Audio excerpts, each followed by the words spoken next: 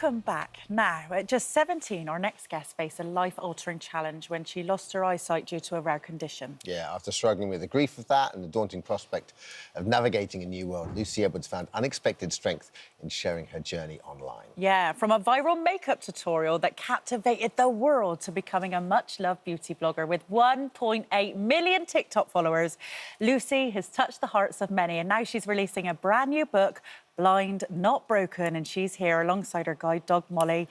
Good morning to you, Lucy. Good morning, guys. How are you? Oh, brilliant. And thank you so much for coming on, because I've always wanted to meet you. I've been following you online and I've always wanted to meet you. Now, Lucy, when you first meet people, you do like them to describe what they look like, don't you? I do. I love a good audio description, Jose. Right, OK. So, Dermot, you go first. Oh, I see. Go on. So I have a man. Hello. Very nice to meet you. Generic Sorry, guy. guys, I'm putting you on the spot. I've got a kind of light blue T-shirt on and dark blue strides with brown shoes, and I'm hosting this morning on a blue sofa with Miss Josephine Gibson. And do you know, when people ask you to describe yourself, you think, oh, what do I look like? Yeah. So, Who am I? Yeah, that's what you go through. So, Lucy, I'm with you. I've gone copper now, so I've got copper hair. Babes, we're copper together, copper twins. And I'm a bit freckly, a bit chunky or hourglass, however you like to describe it. Tall, I'm really tall, and I've got like a snakeskin sort of green top on and some black trousers and some really funky shoes. Oh, they're lovely. I quite enjoyed that at the end of it. Thank you so much. That's really built up a picture in my mind. It's so important because obviously I had vision before I lost my eyesight, and I still want to be in the visual world, so thanks, guys. And you actually got Ryan Gosling to do that. I did. What was that like? On the red carpet, because I was hosting a premiere, and I was like, babes, could you just, audio describe yourself? And it was just very lovely. I think it breaks down that barrier, Also, I think he gave me a few more questions on the press junket, so I was like, oh, Ryan, thank you. And it just got him to describe a bit more about himself. And also, I think you look within yourself and go, oh, what am I wearing? But actually, I've had a good morning too. And this is, I've spilt a little bit of whatever down me in my cup of tea or whatever. And it creates a convo, doesn't it? Forever the journalist. Tell us a little bit about for people that don't know you too well, tell us a little bit about your journey then.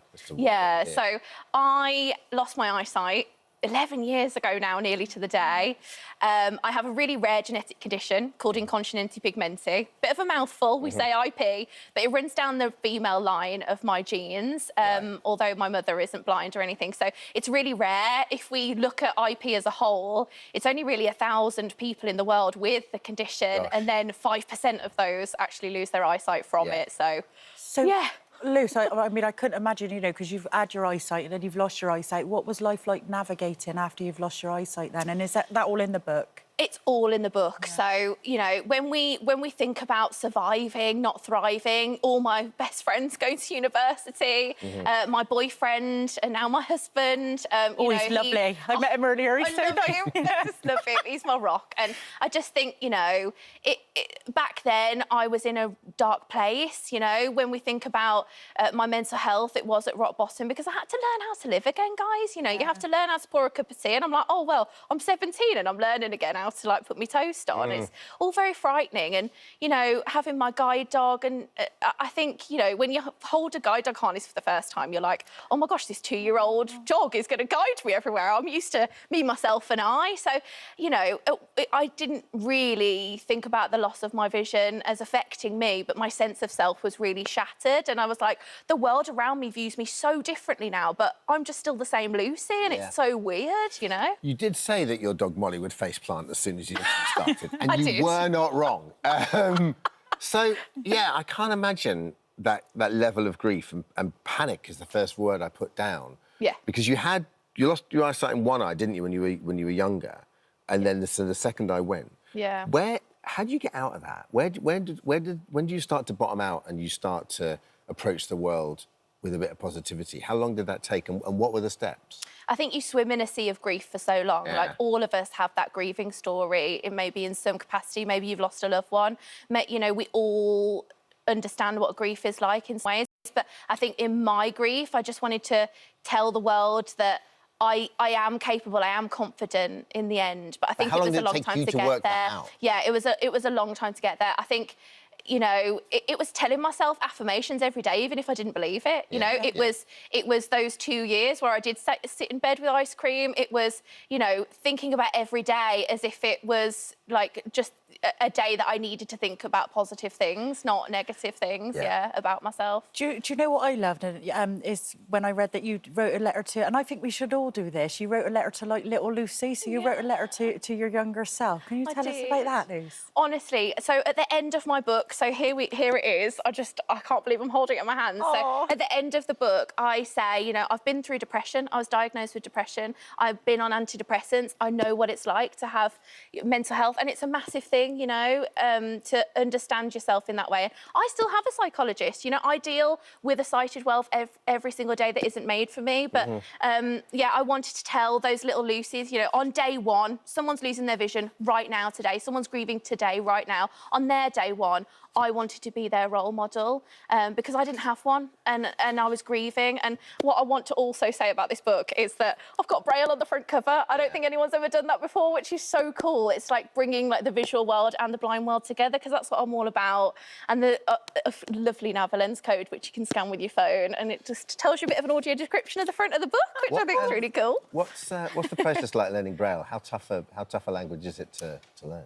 You know what? I did at school, so I think as a young kid, it's a bit malleable, your brain is, right? But I think having a visual language for me, A, B, C, D, and then kind of learning the tactile version, grade 2 kind of condenses it. So it's like text speak. I can't really get on board with that, but grade 1, because I've got a visual brain. Yeah. It sounds really weird being a blind person with a visual brain, but it is tough to kind of... And the actual process of writing the book, do you record it? Like, you know... I type it, so I'm a touch typist. Yeah. Like, Ollie would come in, my hubby, sometimes in the late depths of the night, because I haven't really ever talked about, you know, the moment that I lost my vision. The consultant, when he told me, like, how many fingers am I holding up, Luce? Like, no one's ever really heard me say that online before, so I was, like, in the corner of my bedroom, like, oh, my God, I've never written this before. And through my tears, I'm like, it's OK, I don't need to see the screen, so I can keep typing. You know, the positives. So. And I can't have you on without talking about your lovely husband, Ollie. He's so nice. And I've watched podcasts of you two together. He's hilarious. You two together are so funny. But you did do your wedding a little bit differently, didn't you? Oh, my gosh, that was a movie moment for me, yeah. So walking up the aisle to just Arrival of the Birds, like, that song always gets me, because The Theory of Everything is just a massive film for me. And, yeah, Stephen Hawking has always been a massive inspiration. So, yeah, up the aisle, we had 3D audio, and my hubby made the track of it kind of crescendoing as I got to the end, so I knew where I was. The scented flowers up the aisle. Oh. We're talking about everyone being blindfolded in the audience, and Ollie being blindfolded and then feeling my dress for the first time. Miss Molly having a collar on and a bell so she could hear all my bridesmaids being audio described. It was just I love the fact Ollie was blindfolded, so we had exactly the same experience as you. It was just beautiful. Because the blind experience isn't a less than experience. It's like he just sees it as his world too, yeah. And I feel like we went blind together, and that's probably like a controversial statement, but the emotion of it, because I saw him before I lost my vision, like we just went through it together. And Miss Molly had her star moment. I mean, she was matched to me. I have just seen a picture of her asleep, so again, at your wedding. Because she's like, babe, I mean, if the camera's always here, her sparkly collar, that's why she's called Miss Molly, you know. Lucy, do you know what? I'm so glad I've met you. It's such a pleasure having you on. Blind Not Broken, out now. Thank you you're such an inspiration. Thank you so much for coming on. Thank you so much. The Braille copy is also available for the RNIB. What a marketer. What a marketer. Thank you, Lucy. Thank you, guys. All right, good luck with everything now.